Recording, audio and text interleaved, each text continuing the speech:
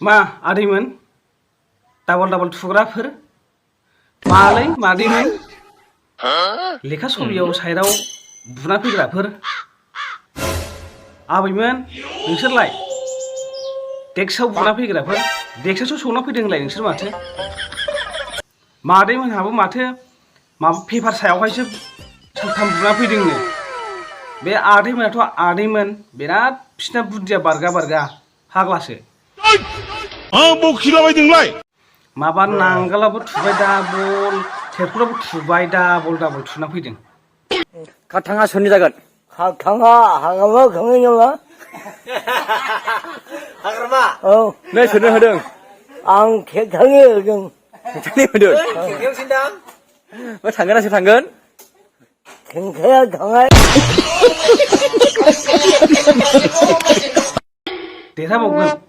देरहाबावगोन देरहागोनलायनो गावसिनि पार्टिया देरहाबावगोन बिदि खालामनो नाङा ना फाग्ला बुंहरानोलाय बिदि खालामजायो बे खेला गेलेजाग्रा बुस्थु नामा दा नोंथांनि थाखायनो नोंथांनि पार्टिना गांसे खम जाबायना नोंथांनि पार्टिना नोंथांनि थाखायनो गांसे खम जाबाय देरहानांगौबो देरहानाय नंला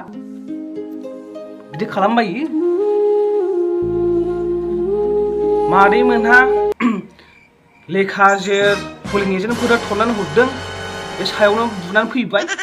आबैमोनहा मिथिला टेबोलावसो खुंथुं खाबथां देनानै फैबाय आंनि मेगनजों खुब नुबोनाय आं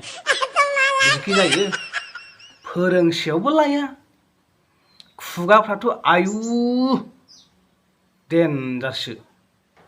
माबा मोनसे माबा खोथा बुंब्ला आप नाथाय मोनसे फिसा खामानि मावनो थोन बे मोनसे फिसा खामानिखौ बिसोर मावनो हाया गैला मा जानोसै बिदिजोंलाय आरो ओरैबायदिबाव रायजो राजाफोर ट्रेक्टरनि मानसिया माखासे नांगालखौसो हुखुमादोंनो फैसा 500 लानानै माने बिसिना सरकारा फैखानाय नंला होननानै हेमन्त बिश्व शर्मायानो दाखालि रोखा बुंदोंना एबारावहाय नांगालखौनो BPF पार्टिखौनो सरकाराव लाबोफिनगोन बा सरकाराव लाबोफिननो नाजानांगौ होननानै दाखालि हेमन्त बिश्व शर्माया बुंदोंमोन ना बेखौ नुनानैनो बिसोरो सायावल' फैसा 500 लानानै सायाव थाफ्लानानै नांगाल साफा होजोबदोंनो बर्डखौ ओमफ्राय नांगालनिया एसेनै बिसोरो माबायाव होदोंनो BJPआव होदोंनो माखासे अब्लाबोथ' नांगालानो देरहागोन बायदिखौ आं नुहुरदों मानो होनबा पाब्लिकफोरनि दोहौ माखासे माबाफोरनि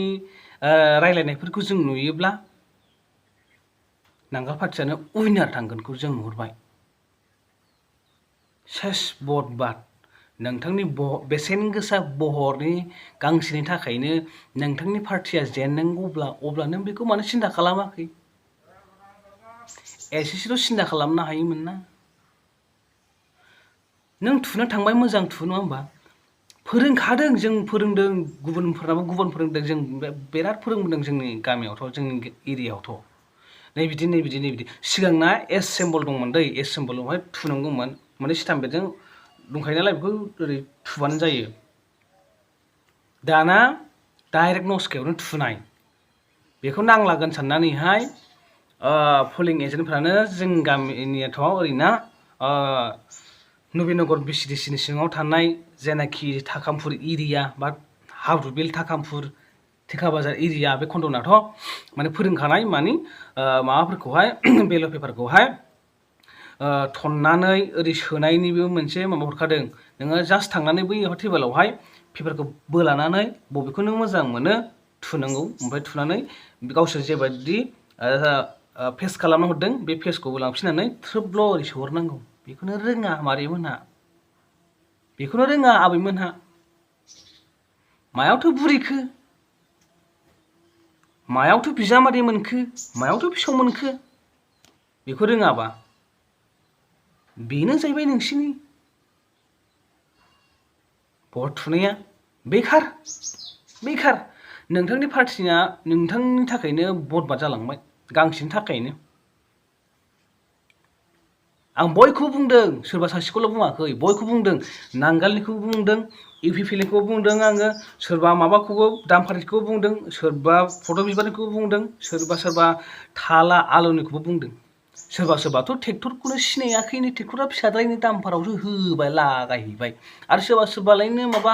मा होनो थब्ल' बिबारखौ सिनायाखैलायनो माबायावसो हैबाय दाना मा होनो बे थालायावसो हैबायनो लागाय लाथाय दंना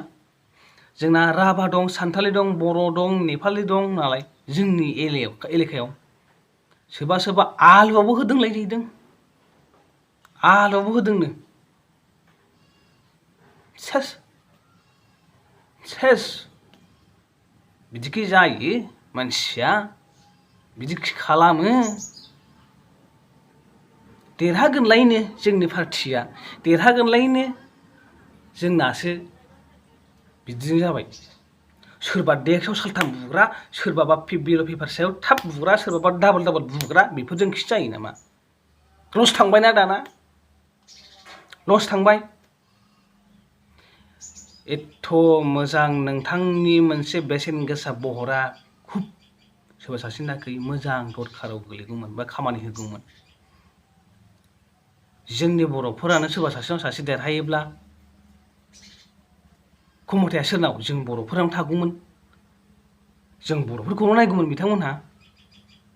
दा सेस बरबाद नोंथाङा खालामलांजोब्बाय नोंथांनि जेनाखि मावनांगौ खामानिखौ नोङो मावनो रोङासै गोबां मानसिफोर थायो खुगायावल' नाथाय खामानियाव गैया नांगालाव आखाइ होनानै उनथिं हरफिनग्रा साफ्रामबो आंनि पार्टियाव उदाया बा आंनि रायजोआव उदाया होननाय बायदिसो जालायलांबाय नोंसोरबो जाम्बानि खियाव थाम्फै बाया होननाय बायदिसो थांबाय सेस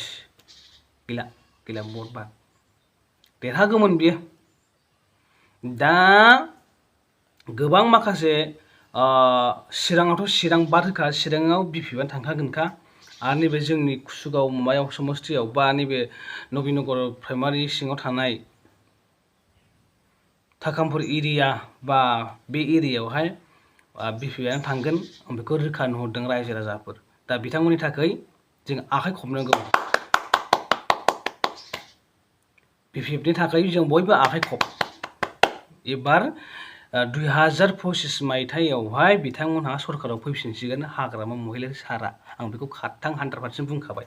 रायजो राजाफोर बे भिडिअखौ शेयार खालामखावसिब जाहाथे माखासे गोथो गोदाव सोराव मानसिफोरा दिनैनि भिडिअखौ नायनानैहाय बिसोरो बिदिबालाय होननानै खौसे जाथों गैला बिदि रोनावनायनि सम गैला मिथिबायना आरो माखासे बिल' पेपार सायावहाय सौग्राफोरनि थाखायबो आखाइ खबनांगौ ओमफ्राय मा डाबल थुग्राफोरनि थाखायबो खनसे आखाइ खब्बाय आङो ओमफ्राय जायफ्रानाखि आन्दायलाबायग्राफोरनि थाखायबो बिथांमोननि थाखायबो आखाइ खनसे खबबावबाय स्मार्ट बाराफोर अभार स्मार्ट बिथांमोनहा अभार स्मार्ट दिनैनि दिनाव अभार स्मार्ट बिथांमोनहा जाम्बायाव होना बेखौहाय दानि जुगनि बोथोराव दा नैबे बोथोराव जाम्बा गैला स्मार्ट बरिया स्मार्ट नोंसोर बायदि हायाखै आदै मादैमोन आबैमोन डाबल बुग्राफोर बिल' पेपार सायाव बुग्राफोर टेबोल सायाव सौग्राफोर नोंसोर बायदि हाया बोथोरा बिराद गरम आं भिडिअखौ बानायनो बाबायमोन एबा सानदों बानायनो बादोंमोन अब्ला बानायथारबाय थ' नोंथांमोना भिडिअखौ शेयार खालामना होबानो जाबाय आं बांद्राय गावथा बुंला दा सोरखौबा मा बुंफ्लांबा दा सोरजों मा जालायगोनसो थ' दिनैनि भिडिअखौ बेखिनियावनो दोनथ'बाय थेंक इउ बाय बाय अल दा बेस्ट